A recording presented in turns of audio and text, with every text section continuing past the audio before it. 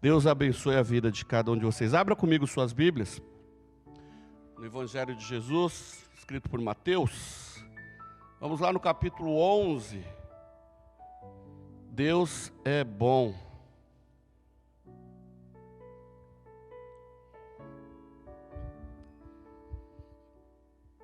Quem achou, dá um amém aí do outro lado da telinha.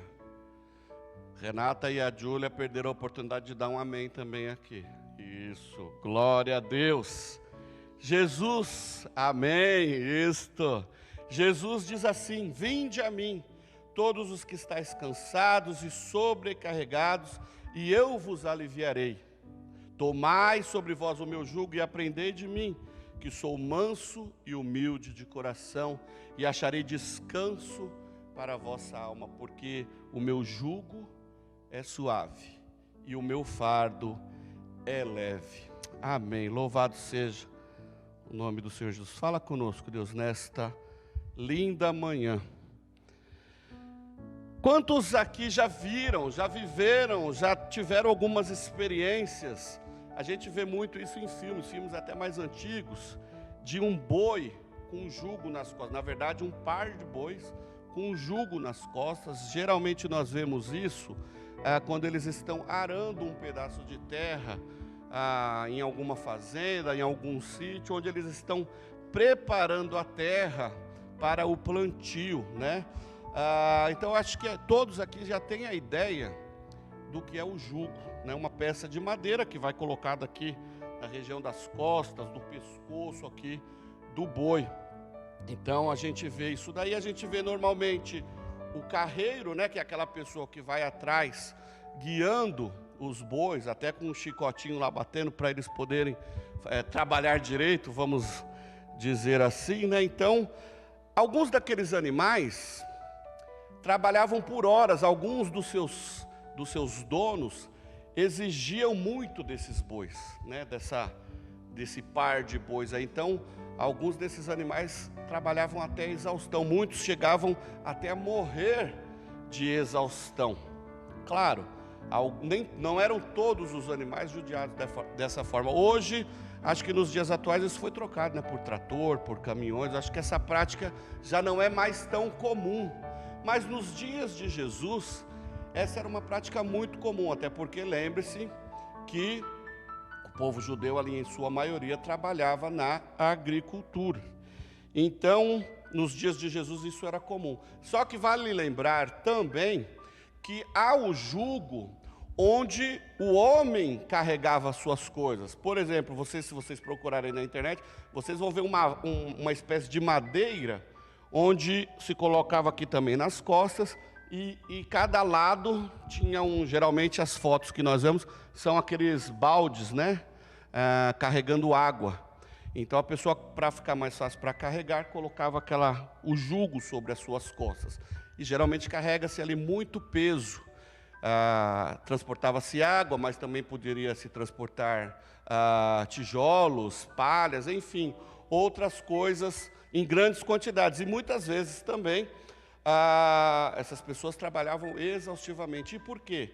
Porque geralmente quem carregava os fardos, quem carregava o peso, quem tinha o jugo nas suas costas para carregar as coisas, ou eram os servos, os escravos, ou até mesmo, ou geralmente, pessoas muito pobres que faziam isso, né?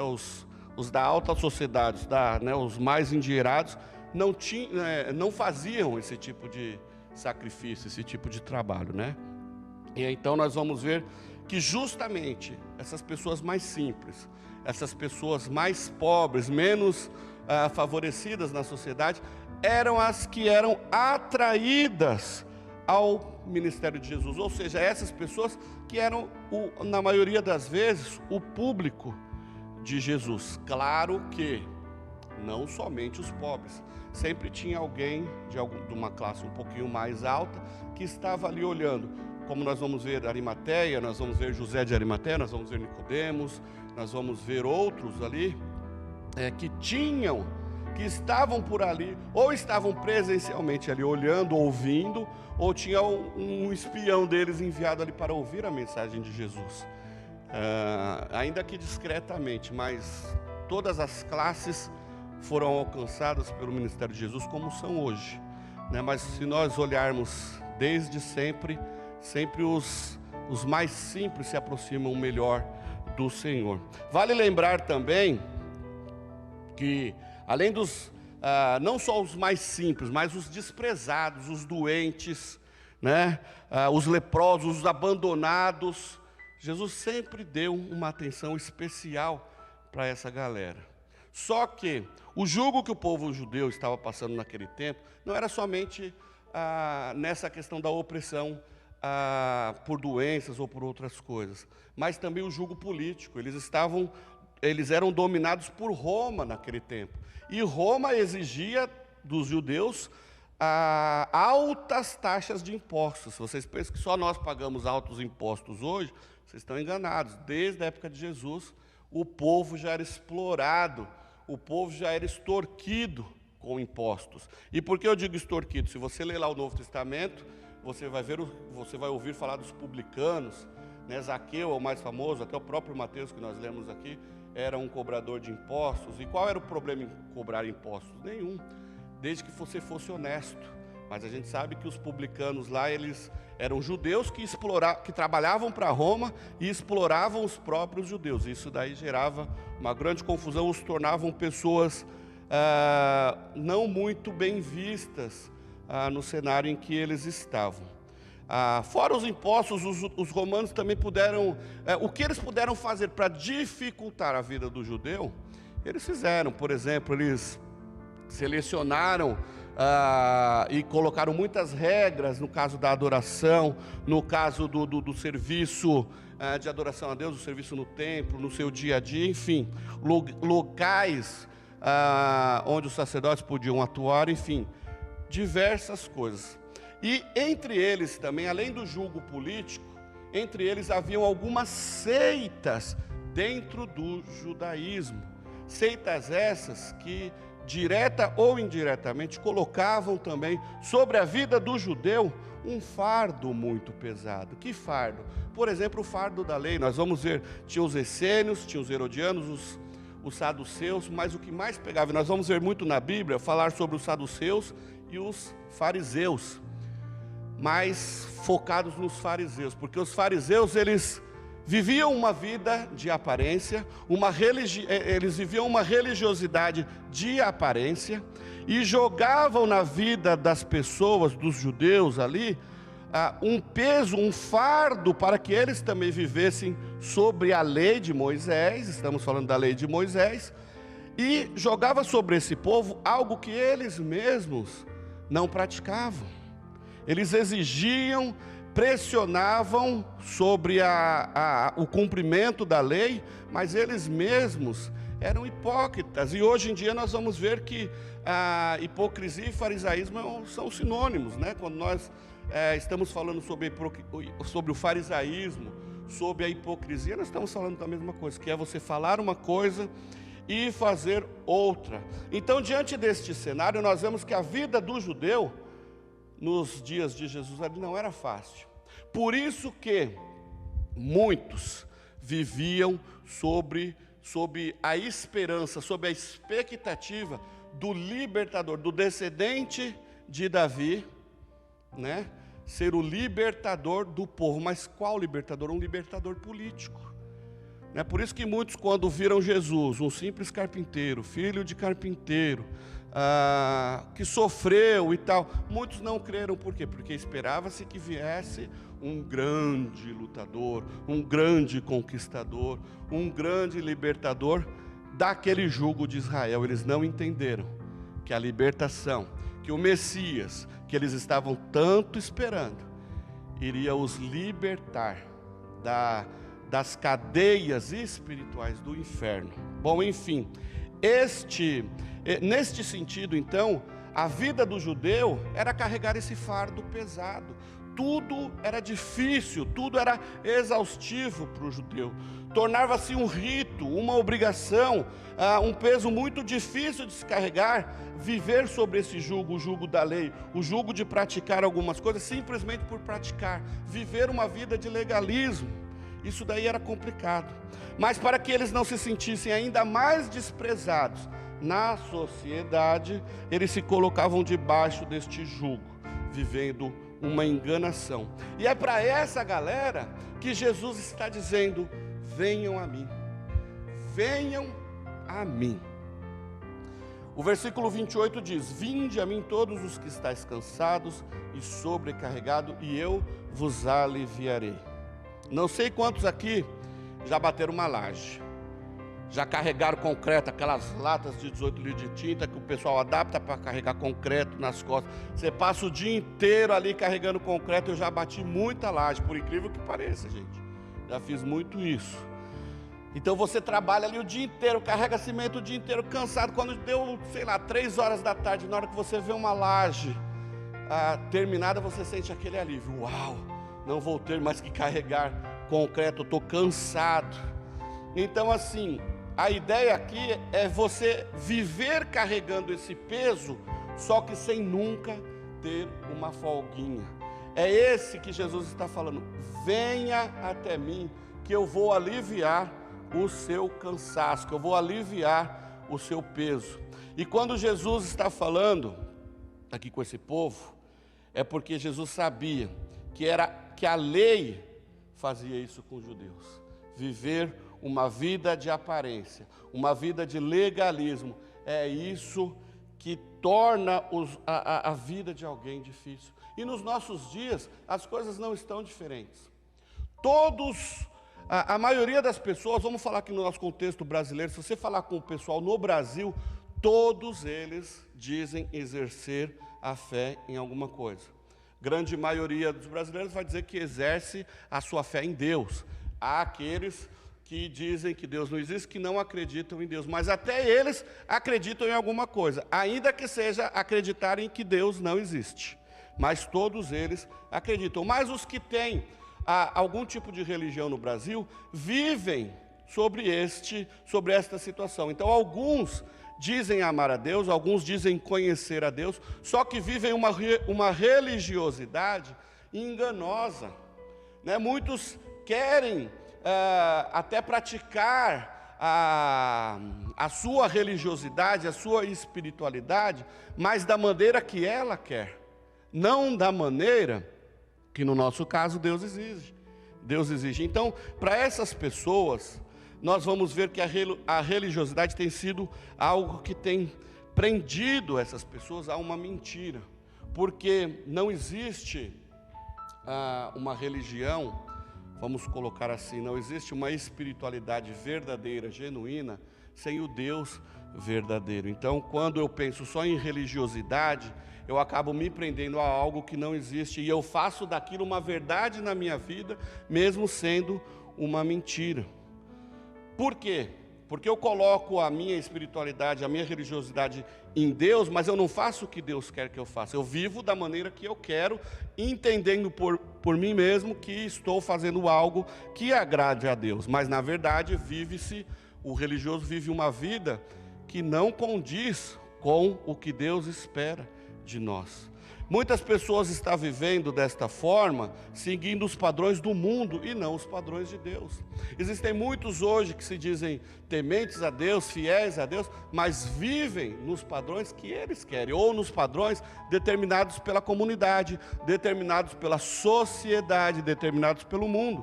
Quando o verdadeiro Filho de Deus, a ideia é o quê? É seguirmos os padrões, ou o padrão que Deus estabeleceu na sua palavra. Os padrões do Senhor, embora nós possamos olhar e achar que é algo difícil, algo complicado de fazer, se nós analisarmos bem, não é. A questão é que nós preferirmos fazer o que o mundo nos oferece porque está mais fácil. Renunciar ao pecado é difícil, e é isso que o Senhor espera de você, que você renuncie ao pecado. Porém, viver uma vida de pecado é viver sob um jugo, é viver sob um peso nas suas costas.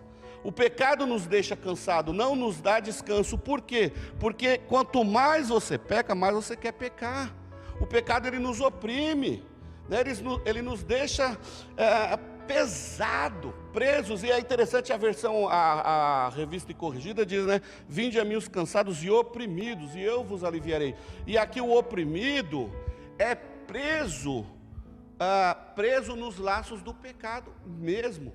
Não é se sentir fraco, cansado e não ter forças para lutar contra isso. O pecado não nos dá descanso. O pecado tira a nossa liberdade. O pecado controla os nossos desejos.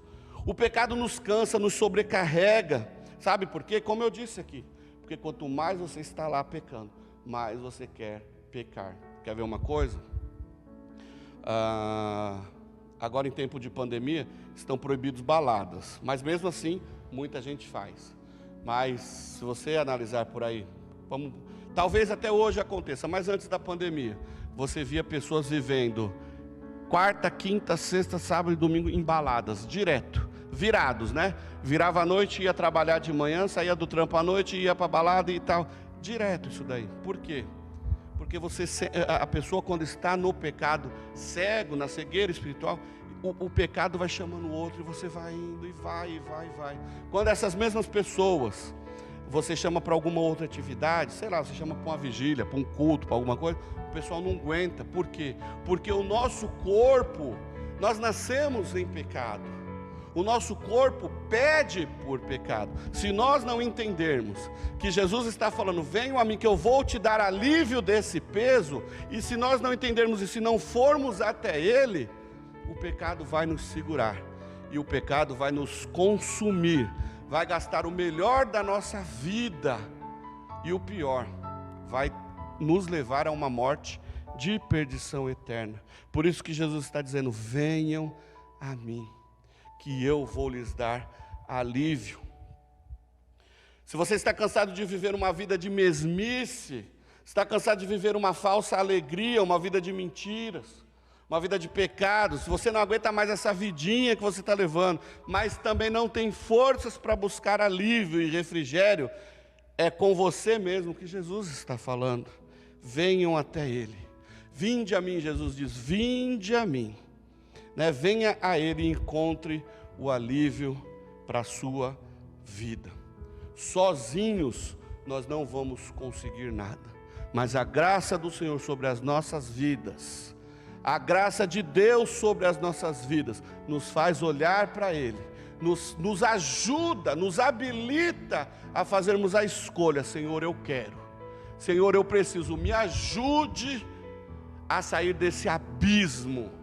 E eu sei que o Senhor vai te salvar. Não há nada que nós possamos fazer para sermos salvos, mas nós podemos olhar para o Senhor e dizer, Senhor, estou aqui, ajude-me, salva a minha vida, salva-me desse labirinto, salva-me desse lugar pecaminoso onde eu me encontro. Somente o Senhor pode fazer isso, somente o Senhor pode salvar a sua vida do inferno. O versículo 29 diz, tomai sobre vós o meu jugo e aprendei de mim. Jesus está dizendo que sou manso e humilde de coração, e achareis descansos para a vossa alma.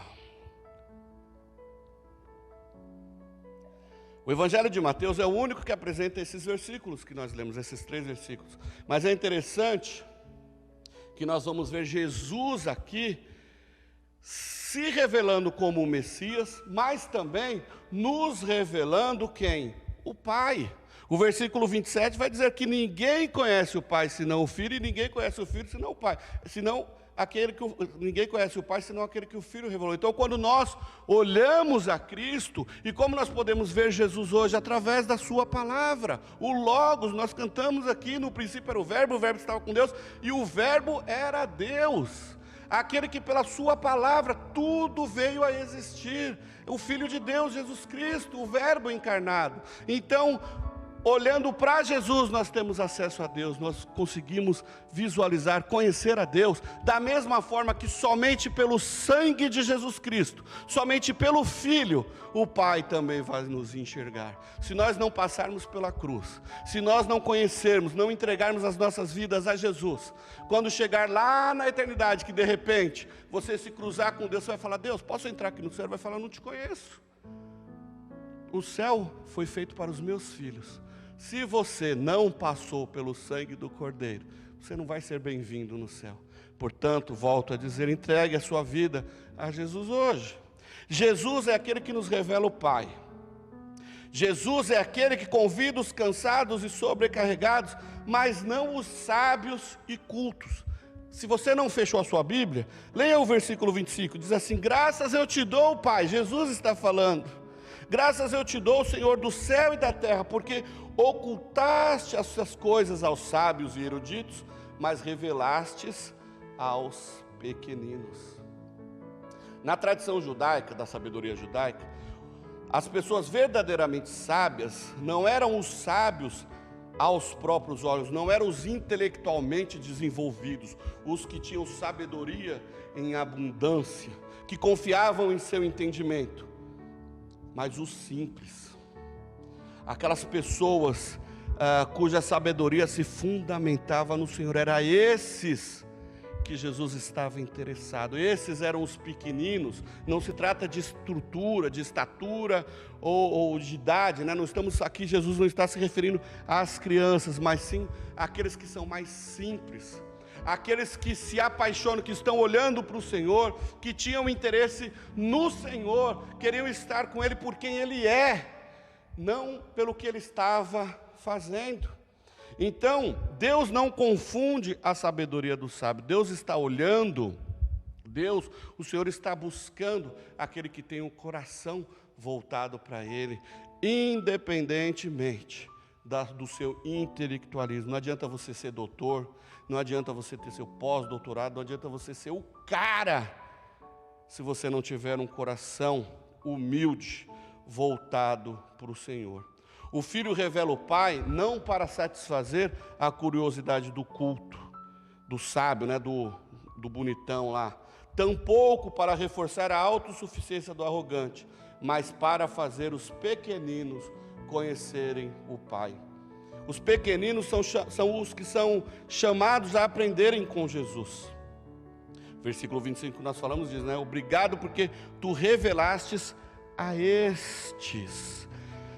Jesus aqui, ele fala por experiência. A experiência que se tinha era que os rabinos e os sábios se afastavam ou menosprezavam o Cristo, enquanto os mais simples, os menos intelectuais, eram aquelas pessoas que o aceitavam, porque conseguiam enxergar, através da palavra do Senhor, muitos conseguiram enxergar verdadeiramente, este é o Messias. Os intelectuais não se preocupavam com ele, enquanto os humildes lhe davam as boas-vindas. William Barclay, ele vai dizer assim, que Jesus não está condenando a capacidade intelectual, mas está condenando o orgulho intelectual.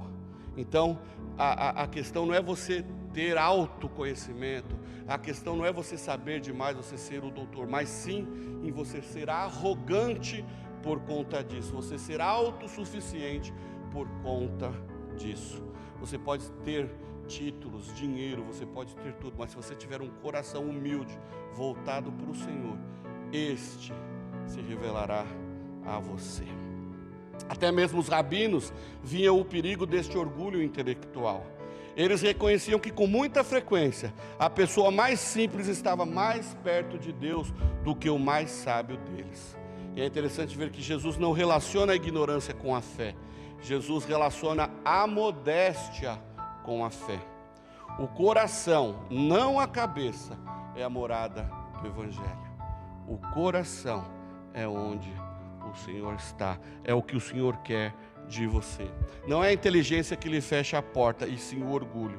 Não é a insensatez que o admite, e sim a humildade. Somente aqueles que realmente querem podem olhar para o Senhor e aprender com Ele. É aquela situação de você chegar em algum discurso, em algum lugar que você, ou em alguma aula que você vai ter, e você já vem com seus pré-julgamentos, você acha que você sabe mais, que aquilo ali que vai ser dito não vai lhe acrescentar a nada. Não venha a Jesus com essas coisas, com seus conhecimentos preconcebidos. Venha a Jesus com o seu coração aberto, que o Pai será revelado a você. Para aqueles homens que viviam sob o jugo de Roma, o jugo da lei, poder aprender com Cristo era exatamente trocar o seu jugo com o jugo de Cristo. Ou seja, largar uma vida presa no legalismo religioso e se submeter a um jugo que se deriva do verdadeiro amor, pois Deus é amor. Um verdadeiro amor do Pai que se torna conhecido através do Filho. Jesus sabia que o Pai realmente desejava dos homens, bem como Ele se apresentou como o único e verdadeiro caminho. Jesus está se mostrando escatologicamente como o Messias que os profetas anunciaram, e Ele está se mostrando como o único, não um dos, mas o único caminho a Deus. João 14,6, eu sou o caminho, a verdade e a vida. Ninguém vem ao Pai a não ser por mim, somente Jesus é o caminho. E quando estamos falando sobre o jugo de Jesus, há uma lenda antiga, apenas uma lenda, veja bem, uma história, que fala, que conta, diz esta lenda, que Jesus, ali na região da Galileia, fazia os melhores juros. Lembrem-se que Jesus era carpinteiro, filho de carpinteiro, e geralmente o filho, ele assumia a mesma profissão do pai. Então, ele provavelmente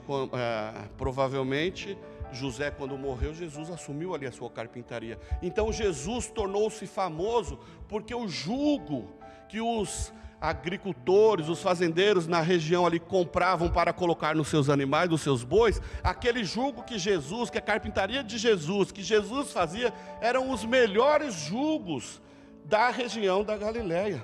Todo mundo ia até a sua carpintaria para comprar as melhores juntas de bois que se podiam obter de um artesão. Então, naqueles dias, tal como agora, provavelmente, claro, uma lenda, havia os pôsteres, havia os dizeres ali na sua carpintaria. E ali sugeriu-se que um dos pôsteres que estava ali na oficina de Jesus de Nazaré poderia estar escrito assim: os meus jugos se adaptam muito bem a você. Os meus jugos não te machucam, não vão machucar os seus animais. E aí talvez Jesus esteja adaptando a sua profissão àqueles irmãos. O meu jugo é suave. O meu jugo, ele não vai te trazer peso. O meu jugo, ele não vai te machucar. O meu jugo não vai te ofender, porque o meu jugo é um jugo de amor. O meu jugo se adapta bem a você. É a mesma coisa que dizer: a vida que lhes dou para que vivam, não é para machucar vocês, mas é para adequar-se a vocês. Ou seja, a vida do cristão nesse mundo sempre será cheia de lutas, sempre será cheia de circunstâncias complicadas, delicadas, porque o mundo é contra os filhos de Deus, isso é fato. Porém, as lutas, as provações, as circunstâncias, as situações que você vai enfrentar, as cargas que você vai carregar, nunca serão maiores do que o que você pode suportar. Lá em 1 Coríntios 10:13 diz, não veio sobre vós nenhuma tentação que não fosse humana, mas Deus é fiel e não deixará você ser tentado além do que podeis resistir. Ou seja, o Senhor não vai permitir você carregar um fardo maior do que você pode suportar. E se isso acontecer, juntamente com isso, Deus providenciará uma saída para que você possa suportar.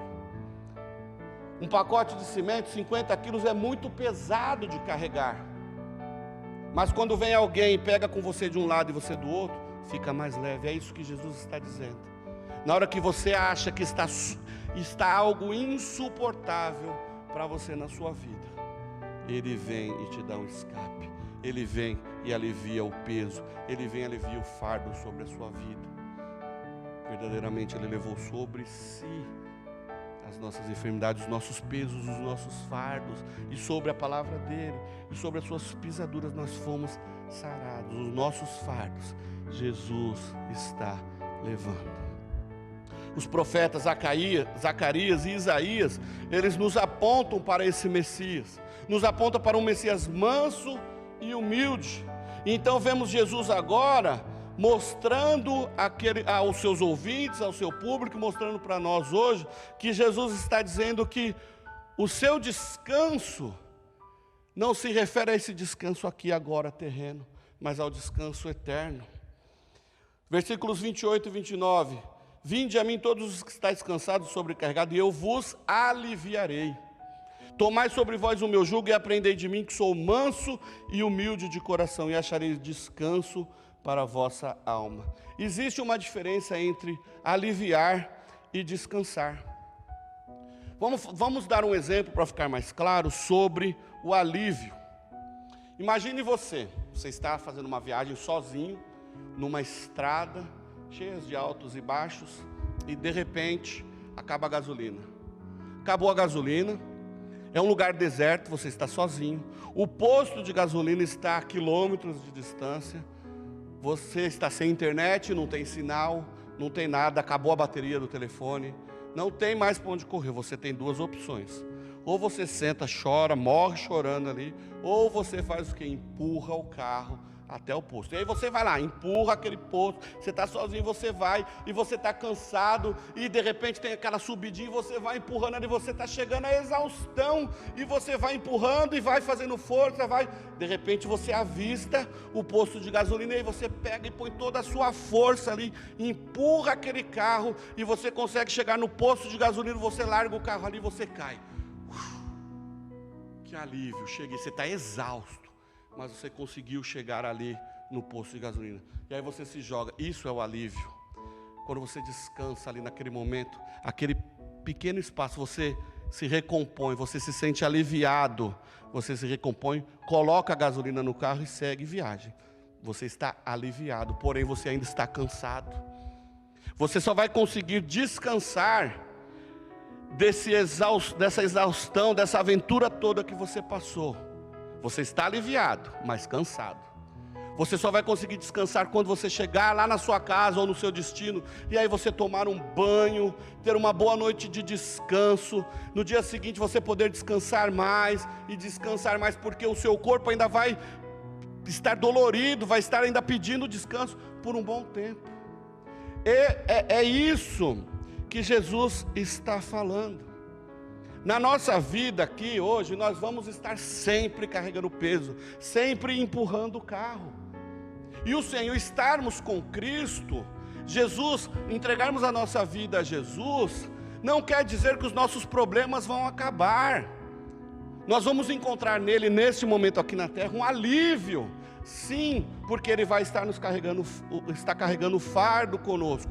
Porém, o descanso verdadeiro deste mundo pecaminoso, o descanso verdadeiro das situações que passamos aqui, do sofrimento, das brigas, das injúrias, das dificuldades que temos, o nosso descanso verdadeiro será lá na glória, quando estivermos com Ele por toda a eternidade.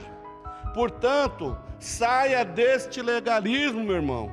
Deixe de viver uma vida pesarosa, fracassada, sob o peso do pecado, e entregue a sua vida ainda hoje a Jesus. O Senhor pode e quer mudar a sua vida.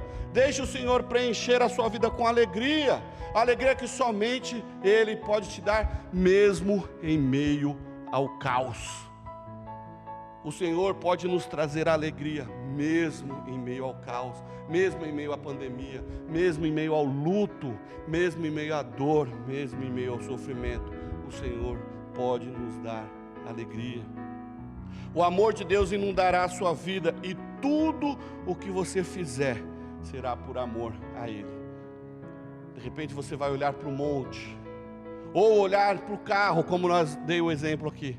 Você vai olhar o carro numa estrada deserta, você vai ter que fazer tudo aquilo, só que em vez de você chorar e reclamar, você vai fazer aquilo, você vai olhar para o céu e falar: Senhor, obrigado por essa luta, obrigado por essa provação, e eu vou passar por esta prova dando glória a Deus, e você vai fazer isso por amor a Ele. Não importa o fardo que você tenha que carregar, será algo leve, fácil de suportar. Conta-se uma história bem antiga, que eu fiz uma adaptação aqui para a nossa reflexão. Um homem encontrou um senhorzinho, um velhinho, já cansado, em tenra idade, carregando numa espécie de carroça um outro rapaz, um pouquinho menor, mais franzido, mas ele era aleijado das pernas, né? Ele não andava, ele era coxo. E um homem disse para aquele senhorzinho: esta é uma carga muito pesada que você tem que carregar. E o senhorzinho respondeu: não, isso não é carga nenhuma. Esse aqui é o meu filho que eu estou levando para passear. A carga que se dá com amor, oh glória, a carga que se dá com amor e se leva com amor, sempre fica leve. O Senhor, Ele vai permitir sobre a sua vida algumas cargas, algumas coisas que você vai passar, algumas situações que você vai passar, mas por amor, isto se tornará algo leve, porque o Senhor está cuidando de você. O Senhor não vai permitir que o jugo deste mundo acabe com você, pelo contrário, Ele vai te permitir passar por algumas situações, mas na hora que você não estiver aguentando mais, Ele está ali para carregar o peso, o fardo com você. Por isso, queridos, você que está me ouvindo, reconcilie-se com o Senhor. Ou, melhor ainda, entregue a sua vida a Jesus, se você ainda não fez. E viva uma vida que agrade a Deus.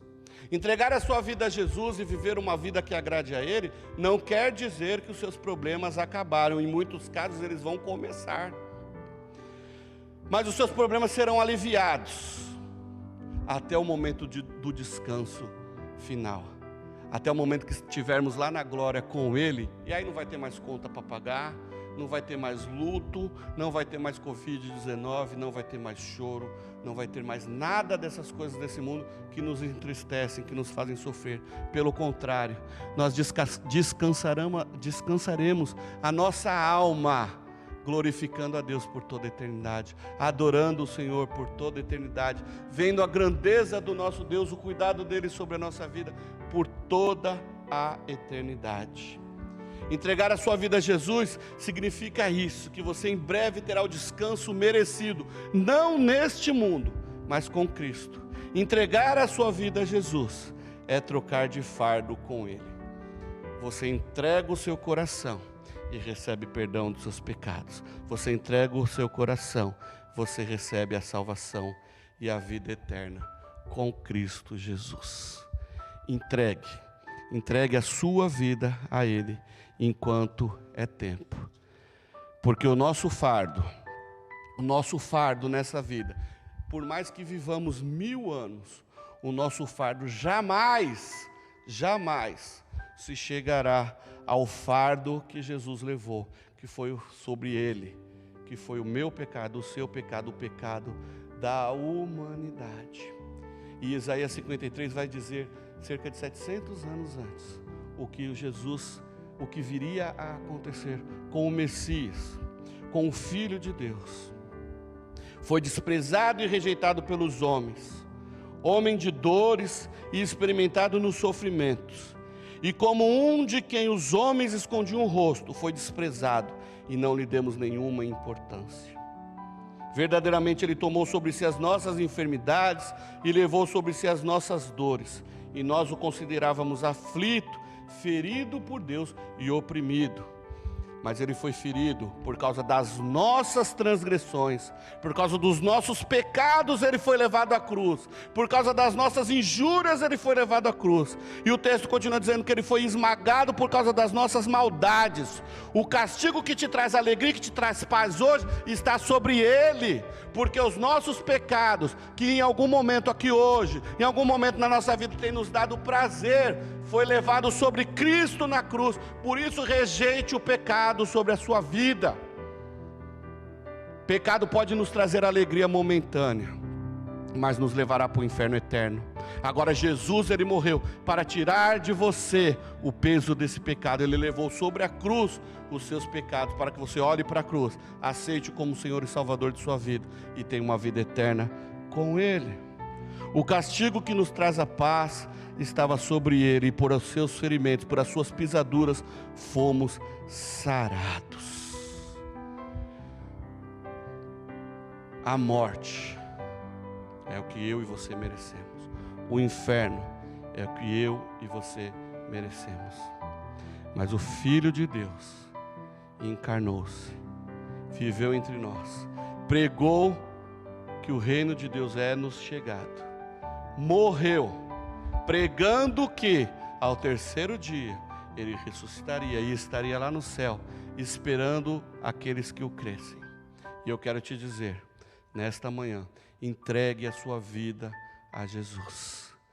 Entregue a sua vida a Jesus. Ele foi desprezado, ele foi rejeitado, porque muitos naquele momento olhavam para ele e não viam ele como Filho de Deus, e não conseguiam enxergar Jesus Cristo como o Messias ungido de Deus. E eu quero dizer para você, talvez você tenha olhado para Jesus hoje apenas como mais um dos santos ou dos profetas que tem por aí nesse mundo, e não tenha enxergado Jesus como Filho de Deus. Eu quero dizer para você nesta manhã, Jesus Cristo é o Filho de Deus, e só Ele pode te dar a salvação, só Ele pode te dar a vida eterna em Cristo Jesus. Entregue a sua vida a Ele, lance o seu fardo sobre a vida dele, sobre os pés da cruz, sobre Cristo, que você vai ver o fardo que Ele vai te dar para carregar, um fardo leve e suave. Que Deus abençoe você. Curva a sua cabeça onde você estiver, que eu quero orar com você. Paizinho querido, obrigado.